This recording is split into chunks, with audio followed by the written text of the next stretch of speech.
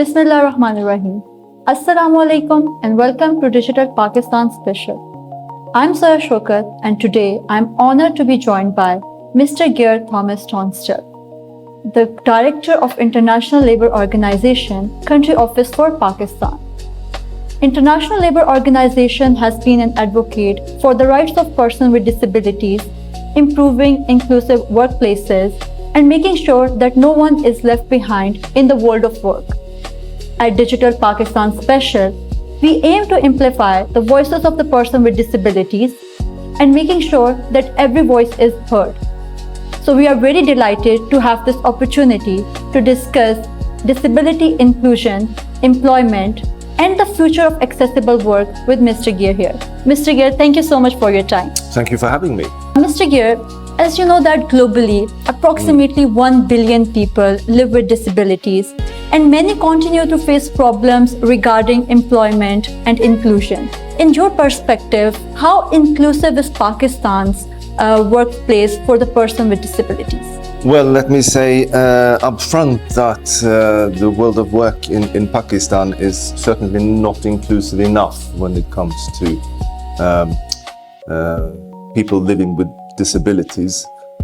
Unfortunately, also, there is a lack of reliable data to show exactly how inclusive the labor market is.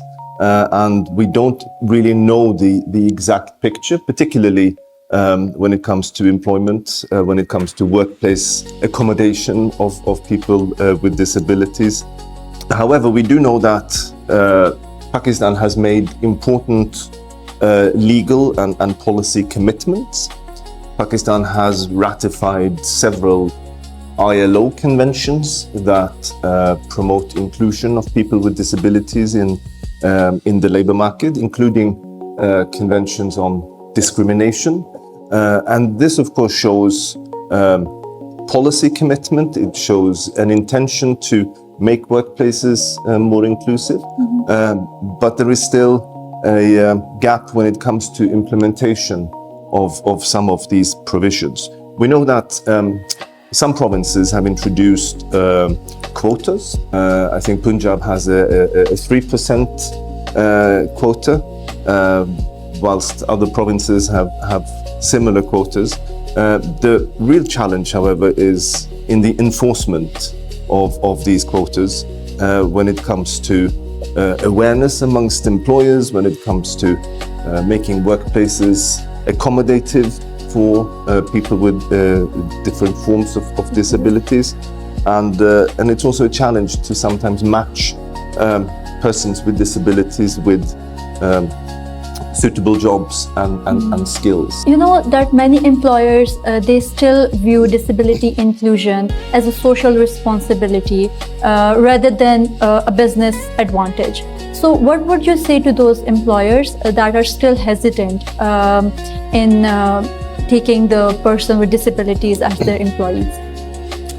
Well, we in the ILO, we believe that having workplaces that are diverse, workplaces that include women, men, people living with disabilities and other forms of diversity leads to more productive workplaces. And we think that hiring, for example, people living with disabilities brings benefits to businesses. It's an enterprises that can access a large untapped talent pool and diverse employees. Those living with disabilities provide different perspectives that can boost innovation, for example, that can boost problem solving. We also see that inclusive companies often find that people living with disabilities are highly engaged, highly loyal, raising overall morale in the workplace. And it's, of course, easier to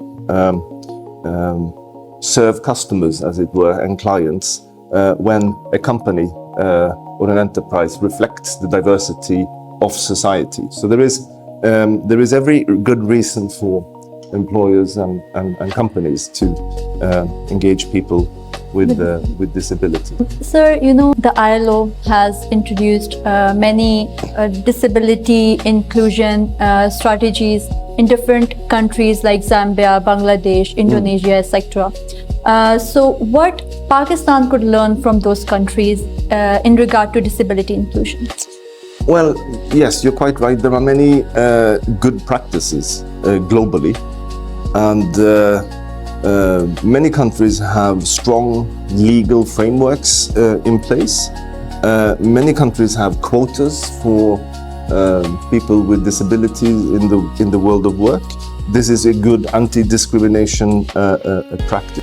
Some countries like South Korea, for example, have introduced tax incentives for inclusive workplaces. So if you can demonstrate that you have an inclusive workplace, that you are making an effort to include people living with disabilities, you actually get a tax rebate, which of course is an incentive. Pakistan already has quota laws, and I think enforcing those more rigorously, as has been urged by the Supreme Court even, is vital. For the United Nations, often we require disability-friendly practices from our suppliers, and I think Pakistan could also further encourage companies to meet inclusion benchmarks. In addition to this, people living with disabilities often face attitudinal biases, and I think it's important to engage with private sector, to engage with businesses, to raise awareness. The ILO's disability inclusion strategy, that is from 2024 to 2027, it outlines ambitious goals for the rights of persons with disabilities as well as inclusion. So what are the ILO's priorities for Pakistan by 2030, and what outcome would you like to see? Disability inclusion is very much at the heart of ILO's decent work mandate. That is the overall mandate of the ILO, decent work and social justice.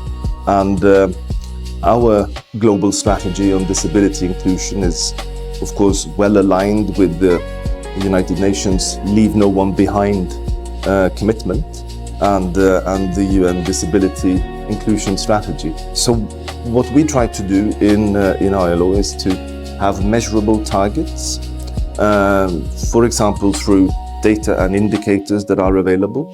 And we then try to mainstream, as we say, integrate attention to disability inclusion. And in Pakistan, we work through what is known as a Decent Work Country Program. So we signed a Decent Work Country Program in 2023, which runs until 2027. That is our commitment to Pakistan, as it were, and our partners. That's our program of work. And disability inclusion is very much an integral part of the objectives we set out in that Decent Work Country Program. At the same time as we work to fight other forms of discrimination. And for example, we know that Pakistan unfortunately has a very low level of female labor force participation, and women living with disabilities in that sense often face a double discrimination in the labor market, because they're discriminated against because they are women, and they are discriminated against because they have a disability. So they face a double discrimination, as we say, and that is also something we try to address.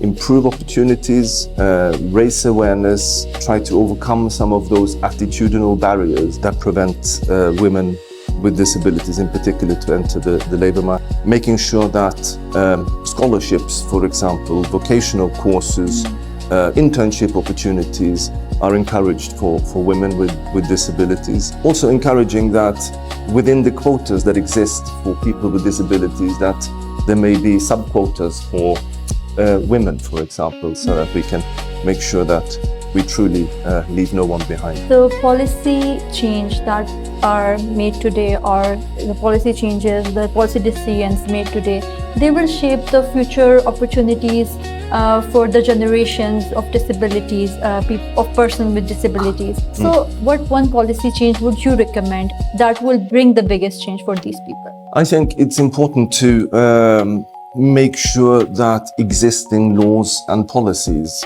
are being implemented and enforced more rigidly, because the instruments already exist. The laws are there, the quota systems are there, but they're not being enforced or put into practice effectively enough.